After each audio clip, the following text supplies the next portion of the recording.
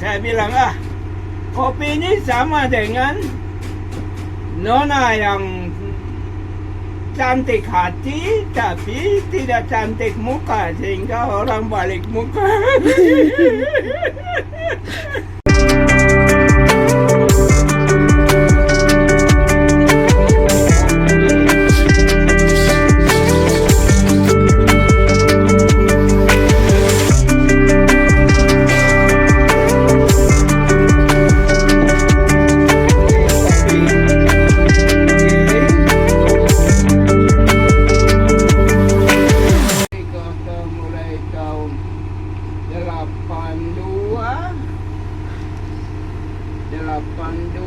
Itu 18 tambah 24, ya 40-an lah.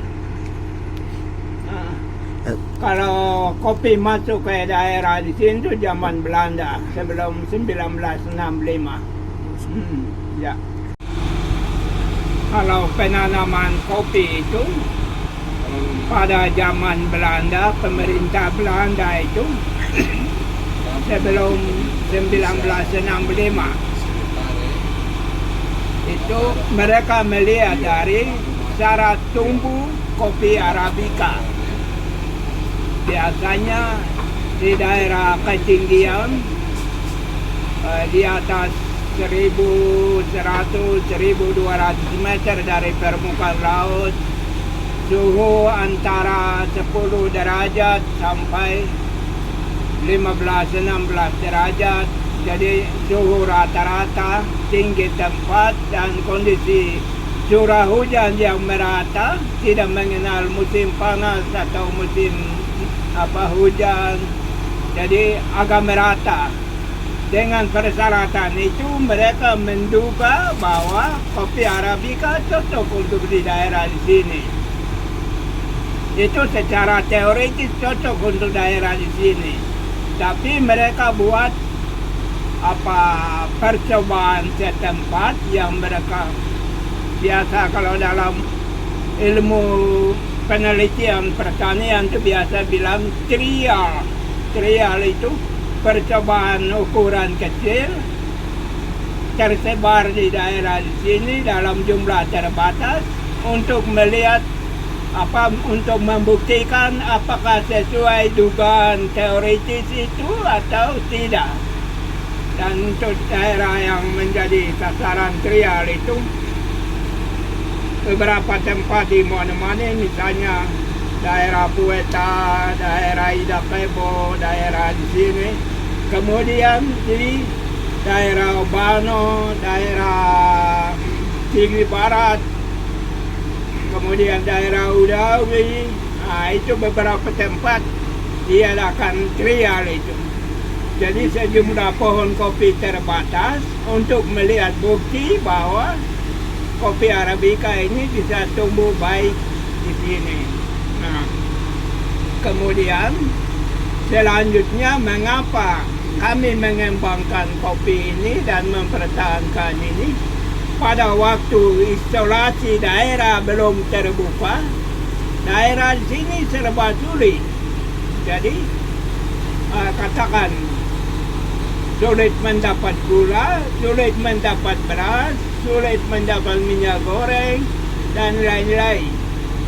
Kalau meskipun sudah sampai di sini harus bayar mahal karena naik pesawat, ongkos angkut. Sehingga di sini mesti cari akal. Komoditi apa kira-kira yang bisa mendatangkan uang sesuai mata pencarian masyarakat yang adalah bertani. Jadi dari ternak sulit dijual keluar, dari bahan makanan lain sulit dijual keluar. Mungkin dengan kopi itu mungkin, biar naik pesawat masih bisa dicoba. Dengan pengertian itu kopi ini dipertahankan terus. Tapi mesti untuk mendapatkan kopi yang bermutu perlu juga ada persyaratannya, dan persyaratannya supaya ini bisa bermutu itu dikembangkan dari teori pertanian untuk mendapatkan kopi mentah pada saat panen yang tepat. Untuk itu petani perlu diberitahu. Dan untuk mendapatkan pohon kopi yang sehat, petani perlu diberitahu lagi. Dan juga merawat pohon kopi dan berapa persen sinar matahari boleh sampai di kopi, berapa persen harus ditahan oleh penaung, dan lain-lain. Itu petani mesti diberitahu.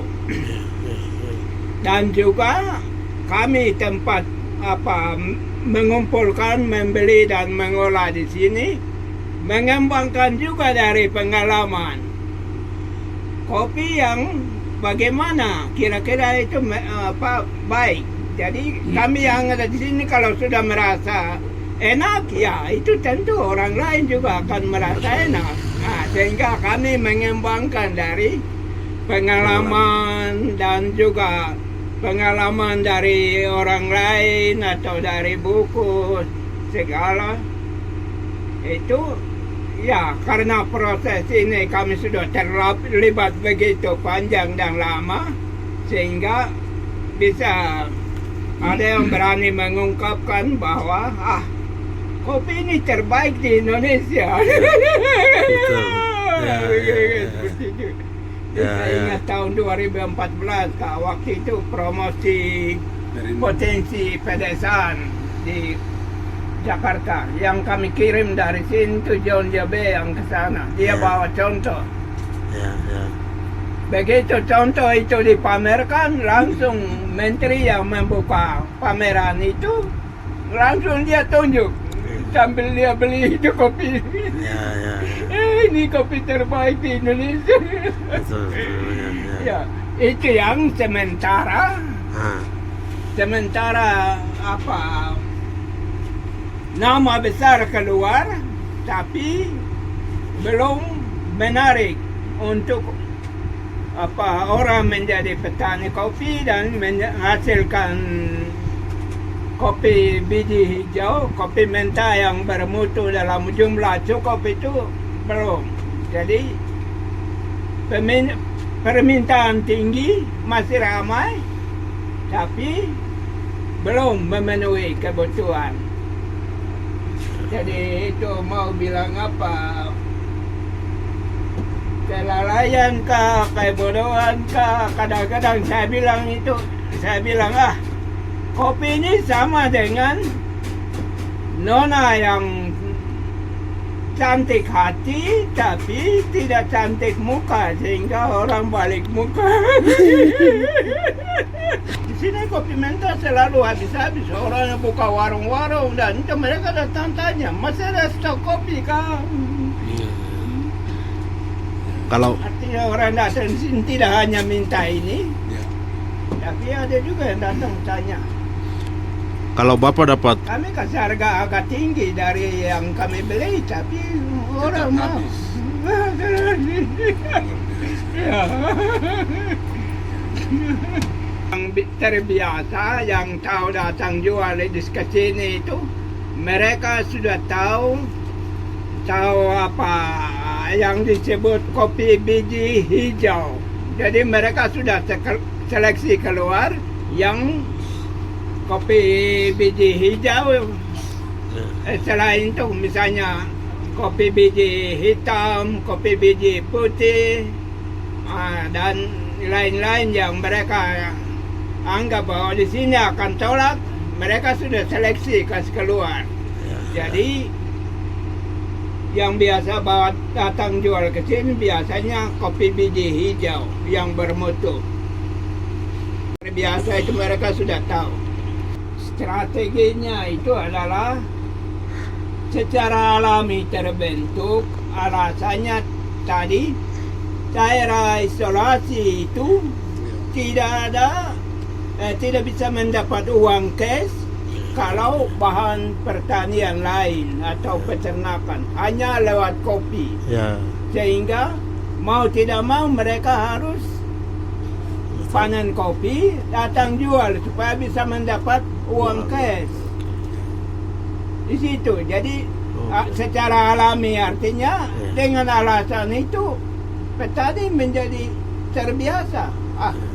Kalau kami kayak jual ke tempat lain, nanti orang tipu kita Ya, dan segala macam, sehingga selalu datang jual. Tapi pertama dan terutama itu adalah pada waktu daerah di sini terisolasi, tidak ada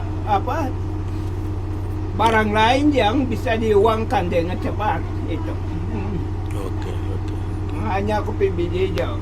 Sehingga kadang-kadang yang anak-anaknya berhasil dengan uang kopi biji hijau ini, kadang-kadang sampai kalau cerita sekitar kopi, kadang-kadang mereka menangis juga. Mereka bilang, kan bisa berhasil karena Iya, betul. Ini contoh seperti Yudas ini kan begitu. Iya. Yang ada cara. produksi kopi, kebun itu terawat baik, sehat itu sebenarnya satu pohon bisa menghasilkan 1 sampai 2 kilo per tahun.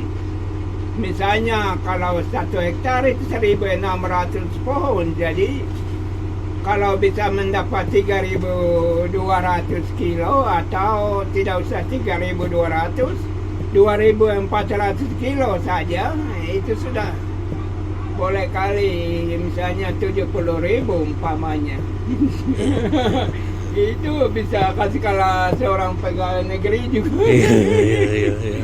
Tapi itu yang tadi saya bilang itu hati cantik tapi Iya. muka kasih kado itu. Iya. Betul.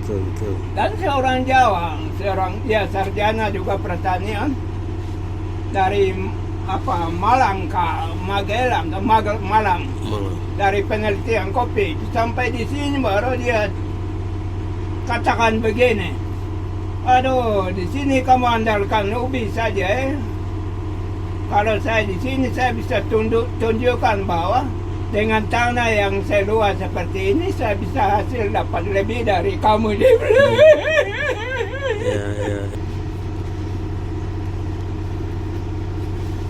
Haruskah masa sedang bergerak ke arah mana seperti itu, rupanya dipengaruhi seperti itu. Jadi kalau pergi berkebun kopi dan tanam itu mungkin rasa tidak bergengsi kah untuk orang muda dan seperti itu. Saya juga belum mengerti betul gitu. Kopi itu kalau tahun pertama kurang menghasilkan, paling lambat itu tahun kedua sudah mulai ada buah kopi, bisa mulai panen. Bisa juga kalau terawat baik dan tumbuh cepat, tahun pertama sudah mulai ada buah sedikit-sedikit. Ya. Ada anak-anak yang pergi ke sekolah di Manokwari dan sekolah pertanian itu banyak. Betul. Tapi setelah kembali ke sini, ya apa niatmu supaya bisa jadi pegawai negeri di dinas kah? Bagaimana seperti itu ya? Selalu yang dipertanyakan tak harus gerakan ke mana itu. Ya. Untuk pembibitan itu biasanya pakai kopi, kalau padi itu biasa bilang kopi gabah kah? Yang padi belum digiling, belum ditumbuk itu padi gabah atau dengan gabah. Kopi juga pada saat dia punya kulit tanduk, kulit tipis putih di luar itu tidak keluar, itu akan tumbuh kalau dibenamkan. Dan sebenarnya prinsipnya kopi itu biar ditebang juga dia sulit mati, dia gampang hidup. Asal tahu teknik merawat dan seperti itu dan sudah yakin bahwa akan mendapat hasil dari situ. Dan orang yang menjadi petani kopi itu dia punya komitmen untuk mau dapat penghasilan dari situ, itu baru bisa. Dan kalau tidak jauh dari rumah, bisa juga tidak hanya mengandalkan kopi, tapi mungkin di bawahnya mau isi ternak apakah ternak ayam kah, bebek. Ya, ya.